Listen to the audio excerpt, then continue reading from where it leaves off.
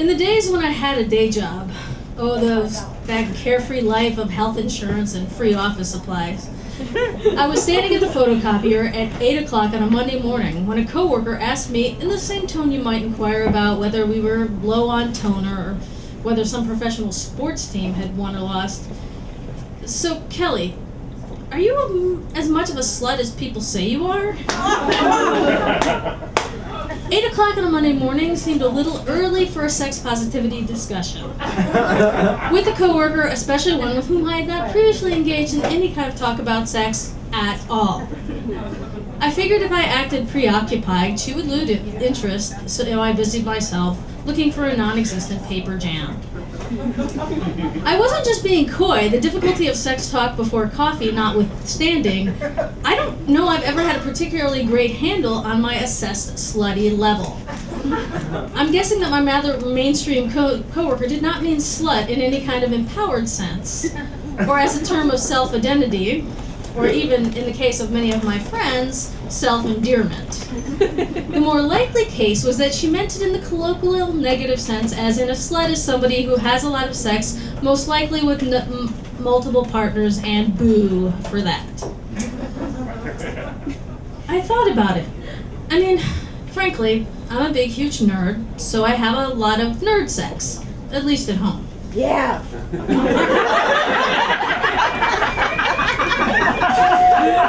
You know, my computer is broken, so I have an iBook from 10 years ago, and I was actually at a cafe just now writing on my iBook from 10 years ago, and 2 nerds asked me out. It's like nerd hate. Yeah.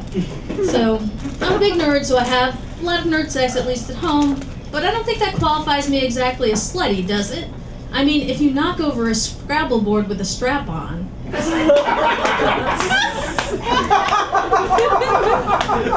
it's not sex, it's educational. And I also am kind of a motivational daddy top. So when I strap a girl down and make her say, "I am beautiful inside and out," and "I take excellent care of myself," and "just for today, I will be vulnerable with someone I trust,"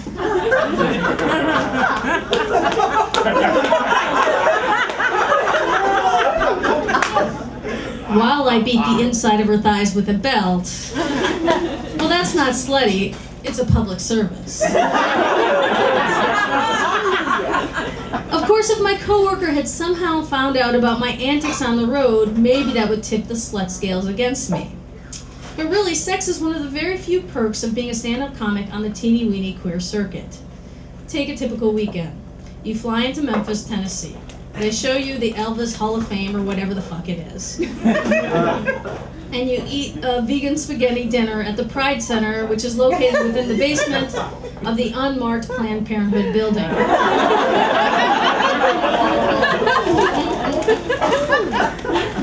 The next day, after you spend 8 hours in the broiling sun trying to conjure up funny things to say about the 132nd time you've heard the song Closer to Fine that summer, well, you have to let the friendly neighborhood lesbian ice cream vendor fuck you in the cunt with a quickly melting creamsicle.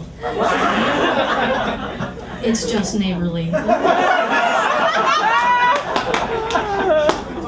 A good way to get a yeast infection and very messy, but still right neighborly.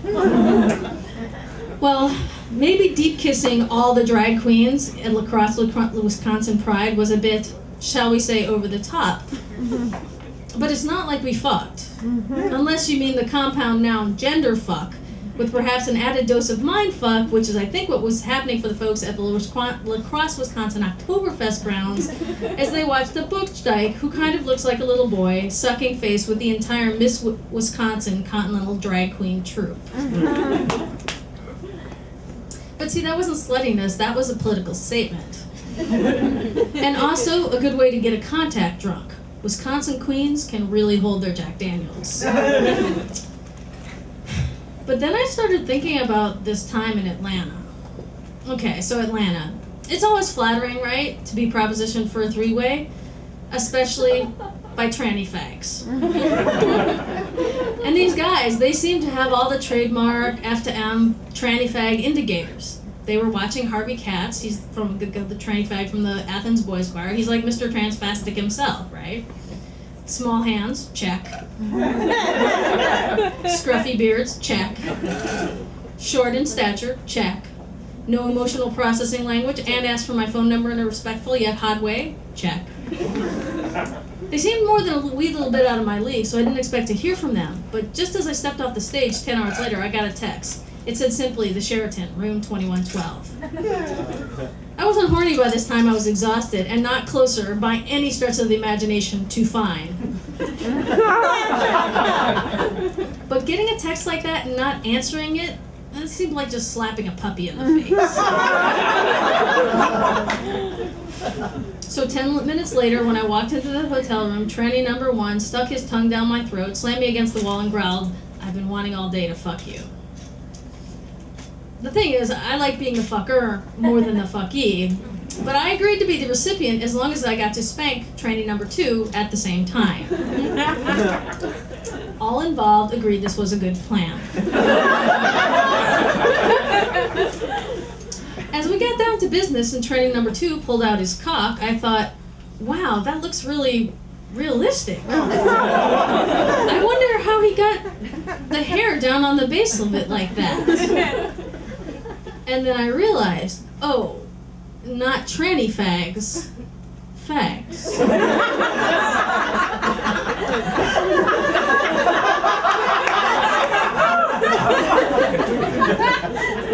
Now, to be certain, I do consider myself somewhere along the lesbian continuum and haven't had a flesh and blood dick in my hands for as long as I can remember, and have never had a flesh and blood dick up my ass. But what was there to say? I thought, and what was there to do? Nothing but make sure the flesh and blood dick was safely covered and take it, you know, like a man.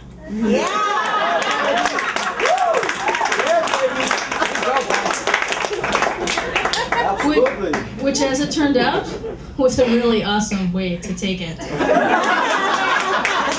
And I was amazed by the heat factor. That was wow. Anyway, so in thinking through all this, by this time nearly 15 minutes had passed, back to the conversation with my coworker, and I was lost in thought at my cubicle with a big grin on my face. I called over to her over our little walls. "I guess it depends," I said with a shrug, "on exactly how much of a slut people say I am."